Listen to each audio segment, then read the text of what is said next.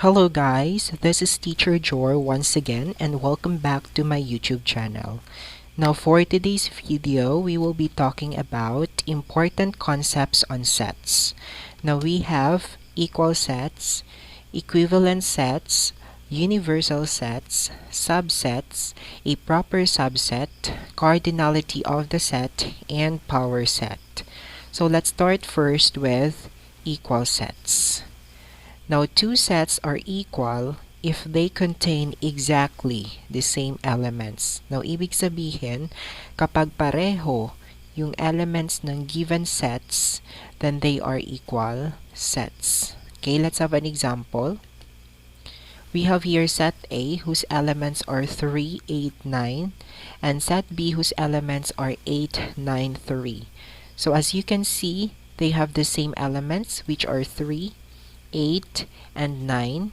So therefore, we can say that set A is equal to set B, or sets A and B are equal sets. Another example, set C whose elements are 6, 7, 7, 7, and set D whose elements are 6 and 7. So as you can see also, they have the same elements which are 6 and 7. And so we can say that set C is equal to set D, or sets C and D are equal sets. Okay? Okay. So again, pag sinabi nating equal sets, then that means that they contain exactly the same elements. So dapat pareho yung elements nila. Next, we have here equivalent sets. Two sets are equivalent if they contain the same number of elements. Okay? Now, kapag pareho naman yung bilang ng elements ng sets natin, then they are equivalent sets. Okay? Now, let's have an example. We have here set J whose elements are 1, 4, 3, set O whose elements are spade, club, and heart, and set R whose elements are A, B, and C. So as you can see, they contain the same number of elements, right? So yung set J natin, it has 3 elements. Yung set O, it also has 3 elements.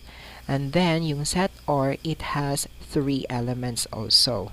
So therefore, we can say that sets J, O, and R are equivalent sets because they have the same cardinality or number of elements. So pareho yung bilang ng elements nila.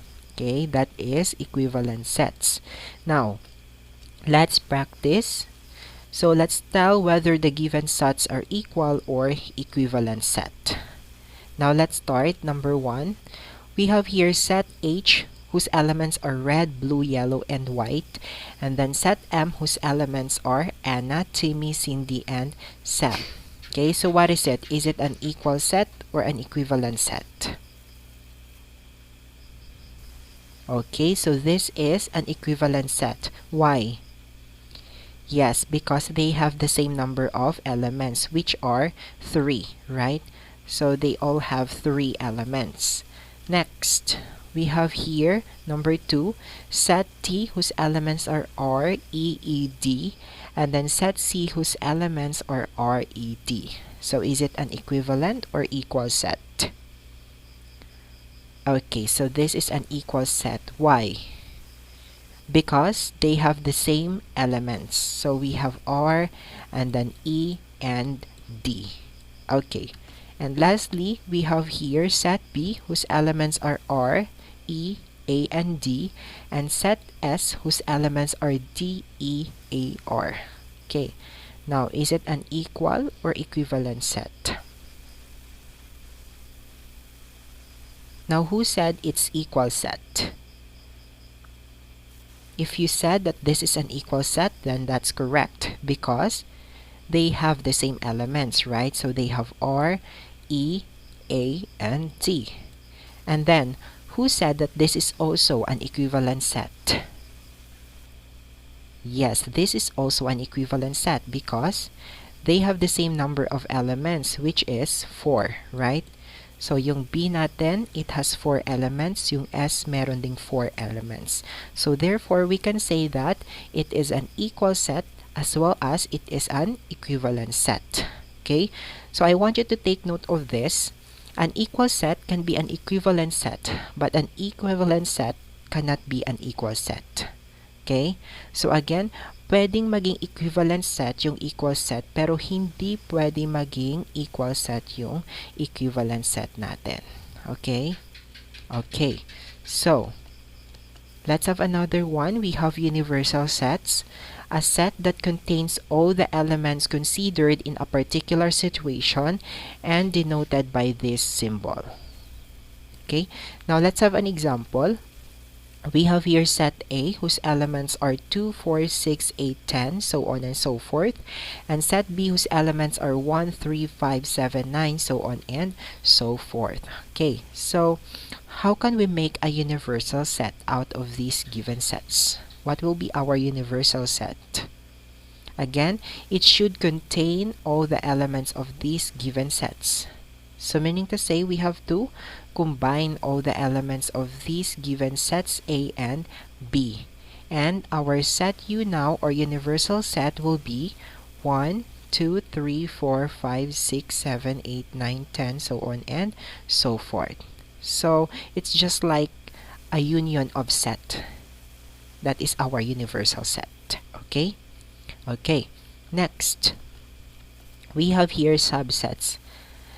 A set A is called a subset of set B if every element of A is also an element of B. So A is a subset of B is written as this. So remember that this is our symbol for subset.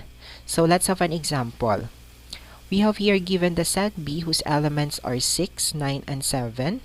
So what will be the subsets of this given set? Okay, so our subsets will be, we have here set A whose elements are 6 and 7 because 6 and 7 are also elements of set B, right? Next, set C whose elements is 9. So 9 is also an element of set B. That is why it is a subset of B. Next, set D whose elements are 9 and 7. So 9 and 7 are also here in set B.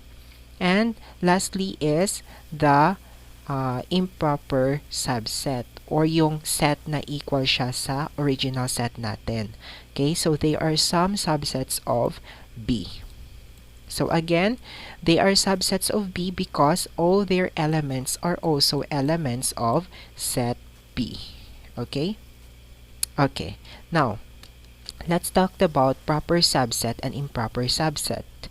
Now, a proper subset is a subset that is not equal to the original set. So otherwise, if it is equal to the original set, then we call it improper subset. Let's have an example. Let's consider the same example given the set B whose elements are 6, 9, and 7. So sets A is equal to 6 and 7. Set C is equal to 9.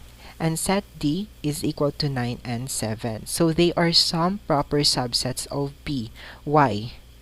Because they are not equal to the original set. Yung original set natin is B whose elements are 6, 9, and 7. And as you can see, they are not equal to the original set. So that is proper subset. Next, set E whose elements are 6, 9, 7. So it is the improper subset of B. Why? Because it is equal to the original set. Okay? So again, kapag equal siya sa original set natin, then we call it improper subset. Kapag hindi, then we call it proper subset rather. Okay? So, now let's move on to cardinality of the set.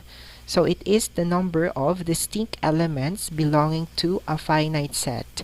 It is also called the cardinal number of the set A, denoted by N of A or card A, and absolute value of A. So let's have an example. We have here set B whose elements are 6, 9, 7. It has cardinality of 3, or in symbols, N of B is equal to 3, or the absolute value of B is equal to 3. So again, very simple lang din naman. Pag sinabi natin cardinality of set, then that is the number of distinct elements belonging to a finite set. So kung ilan yung bilang ng elements ng set natin, then that is the cardinality of that set. For example, if it has 4 elements, then it has cardinality of 4. If it has 5 elements, then it has cardinality of 5, so on and so forth. Okay? Now, lastly is the power set. So, power set is the family of all subsets of A denoted by power A. So, let's have an example. We have here given the set A whose elements are X and Y. So, what will be the power set of A? So, it includes our empty set or null set, and then all the proper subsets of the given set and its improper subset. As you can see, it includes all the family of subsets. That is why it is called power set. Okay? Okay, so those are some important concepts on sets. So I hope that you have understood all of those.